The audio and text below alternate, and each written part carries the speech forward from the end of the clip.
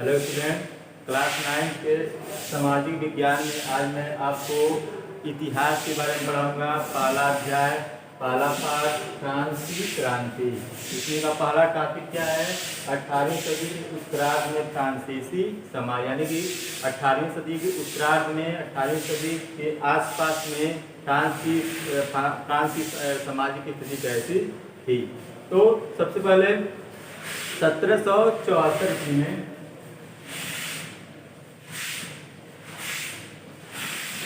1774 ईस्वी में बुर्गो राजवंश का जो लुई 16वां था, बुर्गो राजवंश का लुई 16वां, वह 1774 ईस्वी में फ्रांस का शासक बना। इसकी उम्र केवल 20 साल थी। 1774 ईस्वी में वह फ्रांस का शासक बना। उस समय उसकी उम्र केवल 20 साल थी। उसी समय उसकी जो शादी हो गई ऑस्ट्रिया की राजकुमारी मेरी,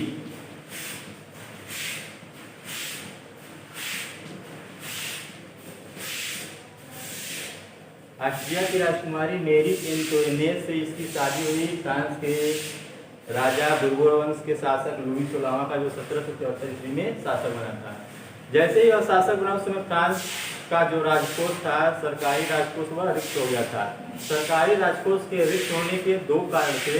पहला कारण क्या था कि फ्रांस के लगातार युद्धों में उलझे रहने के कारण, फ्रांस लगातार युद्धों में उलझा हुआ था, जिसके कारण उसकी जो आर्थिक स्थिति वो दिन पर दिन खराब होती गई। दूसरा, जो वर्साय का महल था, उसके दरबार को, शान शौकत को दिखाने के लिए जो फिजूल खर्ची थी, वह भी दिन पर दिन उनके राजकोष को रिक्त करती गई। इसके अलावा लुई 16वां जैसे ही राजा बना, उसके राजा बनने के शासनकाल के दौरान ही जो 13 उपनिवेश थे, अमेरिका के जो 13 उपनिवेश थे, वो उससे इंग्लैंड का कब्जा था, ब्रिटेन का कब्जा था। उसको, उन उपनिवेशों को आज़ाद कराने में फ्रांस ने अपना योगदान दिया। उस समय भी उन युद्धों में उलझे रहने के कारण फ्रांस को 10 अरब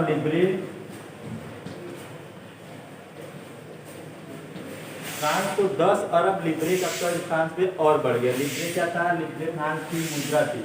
तो 2 अरब लिब्रे पहले से ही फ्रांस के कर्ज था और 10 अरब लिब्रे उन युद्धों में व्यस्त रहने के कारण फ्रांस की आर्थिक स्थिति दिन पर दिन खराब होती गई। जिसके बाद क्या हुआ, जो फ्रांस के कर्जदाता थे, जिन्होंने फ्रांस की सरकार को कर्ज दिया था, उन्होंने उन पैसों के 10% ब्याज की मांग की कि जो कर्ज सरकार को दिया गया उससे 10% ब्याज मांगने लगे।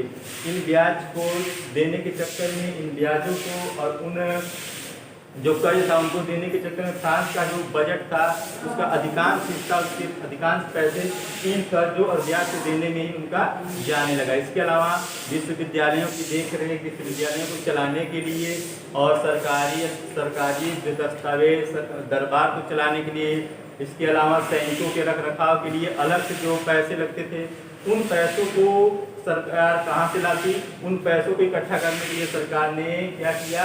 सरकार ने टैक्स लगा दिया, यानी कि सरकार ने ब्याज लगा दिया। सरकार ने क्या किया? उन जनसाधारण के लोगों पे सरकार ने कर लगा दिया। अब वे कर कौन देते थे? कर कौन देता था? जो उस समय समाज 3 वर्गों में विभक्त था। फ्रांस का समाज 3 वर्गों में विभक्त था। एक था प्रथम स्टेट,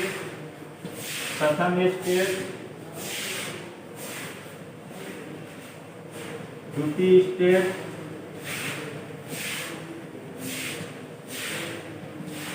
तृतीय स्टेट। प्रथम स्टेट्स में पादरी वर्ग के लोग आते थे, द्वितीय स्टेट्स में कुलीन वर्ग के लोग आते थे और तृतीय स्टेट में जनसाधारण वर्ग के लोग आते थे। उन जनसाधारण में कौन कौन था? जनसाधारण में किसान थे, कारीगर थे, व्यवसायी थे, अमीर लोग थे, व्यापारी थे, वकील थे। ये सभी तीसरे वर्ग में, जनसाधारण वर्ग में आते थे। तो उस समय जो इन लोगों को कर अधिक मात्रा में देना पड़ता था, बाकी जो 2 वर्ग के लोग को इन्हें कर नहीं देना पड़ता। इन लोगों को विशेष अधिकार दिया गया था कि ये सरकार द्वारा लगाए गए करों से मुक्त थे। इस तृतीय वर्ग के लोगों को ही कर देना पड़ता था। अब जो वहाँ पे किसानों की संख्या थी वो 90% थी। वहाँ पे 90% किसान थे, लेकिन उन किसानों में जो जमीन का बंटवारा था वो बहुत ही कम था। 90% कुल जनसंख्या का 90% किसान थे, लेकिन जो किसानों के पास जमीन थी वो बहुत ही कम थी, क्योंकि 60% जो जमीन थी फ्रांस का 60% जमीन पादरी वर्ग यानी कि चर्च को, कुलीनों को और तृतीय वर्ग के जो अमीर लोग थे उन्हीं के पास ये 60% जमीन थी। उसके बाद क्या हुआ, इनके पास पर्याप्त मात्रा में इन्हीं को कर देना होता था। अब एक तो जो जन साधारण वर्ग के लोग थे वे कर देते थे, ऊपर से जो कुलीन वर्ग के लोग थे, कुलीन वर्गों को एक और अधिकार दिया गया था कि कुलीन वर्ग जन साधारण वर्ग यानी किसानों से अलग प्रकार का सामंती कर वसूल करते थे। सामंती कर वसूल करने के साथ साथ वे क्या करते थे, अपने घरों या खेतों में काम करवाते थे और उनके सैनिकों के पास रहना यानी कि उनके सैनिक में काम करना होता था। इसके अलावा जो सड़कें बनती थी उसमें इन श्रमिकों को या मजदूरों को काम करना पड़ता था। इसके अलावा जो चर्च था यानी कि पादरी वर्ग के लोग थे, ये लोग भी एक प्रकार का कर लगाए थे जन साधारण, जिसका क्या नाम था, टाइड। ये कर है यहाँ के लोगों को, जन साधारण वर्ग के लोगों को देना था टाइड, एक प्रकार का धार्मिक कर था। तो टाइड कर देना पड़ता था। सरकार द्वारा जो कर लगाया गया था जिसे टाइड कहते हैं, ये भी जन साधारण वर्ग सरकार के द्वारा लगाया गया कर था। टाइड जो एक प्रत्यक्ष कर था और जो टाइड था वो चर्च के द्वारा लगाया गया था, ये कर भी इन्हें देना पड़ता था। इसके अलावा अन्य प्रकार के जो अप्रत्यक्ष कर हैं वो भी इन जन साधारण वर्ग के लोगों को ही देना था, जो खाने के चीज़ों पे लगाया गया था, जैसे कि तंबाकू हो गया, नमक हो गया, इस प्रकार के कर भी लोगों को दिया जाता, मतलब लगाए गए थे। अगला पॉइंट है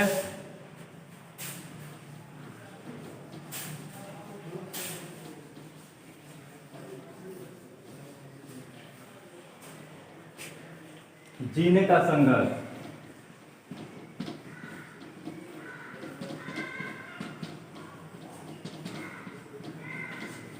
मतलब ये कि कर तो इनको पर्याप्त मात्रा में देना पड़ता था। एक तो ये था कि 1715 ईस्वी में जो इनकी जनसंख्या थी 2.3 करोड़, वो 1789 ईस्वी में बढ़कर कितना हो गया, 2.8 करोड़। 1715 ईस्वी में 2.3 करोड़ से बढ़कर जनसंख्या 1789 ईस्वी में 2.8 करोड़ हो गया।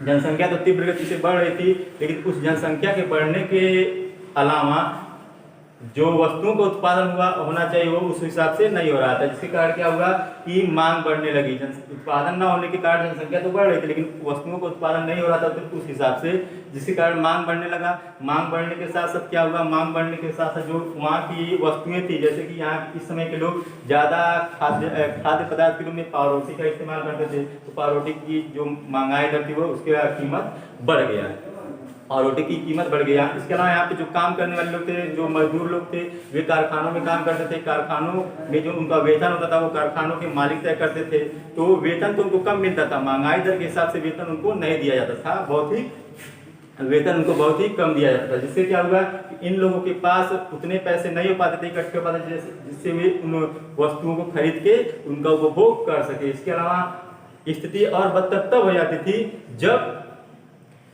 सूखा पड़ जाता या अकाल पड़ जाता था, तो उन लोगों की फसलें भी बर्बाद हो जाती थी। ऐसी स्थिति में उनको जो खाने की चीज़ें थी, यानी कि ये रोटी या अन्य चीज़ें, उसके लिए भी इन्हें काफ़ी परेशानी या दिक्कत का सामना करना पड़ता था। ये चीज़ें आम थी उस समय फ्रांस राज्य में, फ्रांसीसी क्रांति के दौरान 1789 के आसपास ये आम थी उस समय। तो अब इसका तीसरा टॉपिक क्या है,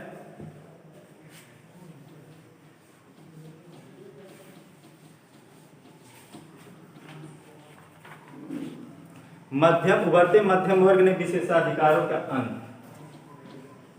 मध्यम वर्ग द्वारा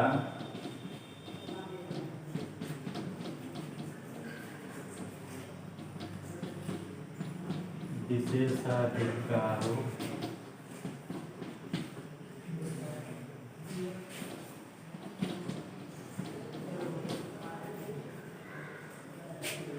जब महंगाई बढ़ रही थी, कर बढ़ाए जा रहे थे, तो उस समय बहुत सारे किसानों ने और कामगारों ने, जो मजदूर थे, उन्होंने विद्रोह किया था, लेकिन वो विद्रोह उतना सफल नहीं हो पाया क्योंकि उनके पास एक निश्चित कार्यक्रम या आंदोलन का अभाव था। अब इस विद्रोह की शुरुआत पुनः किसने की, इस विद्रोह की शुरुआत जन साधारण वर्ग, जो तीसरा वर्ग था जन साधारण वर्ग, उसमें से जो लोग शिक्षित हो चुके थे, उन्होंने शिक्षित होने के बाद वे जो विचार उस समय समाज में नए नए विचार पनप रहे थे, वे लोग शिक्षित होने के बाद उन विचारों को समाज में क्या किए, उन विचारों का प्रचार और प्रसार किया। उनके विचार क्या थे उन मध्यम वर्गों के विचार ये थे, ये समाज में एक नया वर्ग बन रहा था जिसे मध्यम वर्ग कहा जा रहा था। ये मध्यम वर्ग तृतीय वर्ग का ही था, तृतीय स्टेट का ही था, जो शिक्षित हो गए थे। इनका विचार यह था कि विशेषाधिकार उन्हीं को मिलना चाहिए, विशेषाधिकार जन्मजात नहीं होने चाहिए, बल्कि विशेषाधिकार उनको मिलना चाहिए जो उनके योग्य हों। यानी कि विशेषाधिकार जन्म के आधार पर नहीं मिलना चाहिए, बल्कि योग्यता के आधार पर मिलना चाहिए। और ये विचार थे उस समय के जो समाज में था, स्वतंत्रता का विचार था। इसके अलावा स्वतंत्रता के साथ समान कानून समान अवसर, स्वतंत्रता, समान कानून और समान अवसर, जो जॉन लॉक और अरस्तू के सिद्धांत पर आधारित था। जॉन लॉक और अरस्तू के जो सिद्धांत थे वो इसी पे आधारित थे, स्वतंत्रता, समान अवसर, समान नियम। तो इस प्रकार के विचारों को इस मध्यम वर्ग ने क्या किया, इस विचारों को उन्होंने प्रसार करना शुरू कर दिया। अब जो ये इस प्रकार के विचार किताबों में और अखबारों में भी छपने लगे, इससे इनका प्रचार और प्रसार किया गया। इस प्रकार के विचारों को, स्वतंत्रता, समान अवसर, समान कानून के विचार जो थे, उनका जो प्रसार किया गया वो किताबों के द्वारा और अखबारों के द्वारा।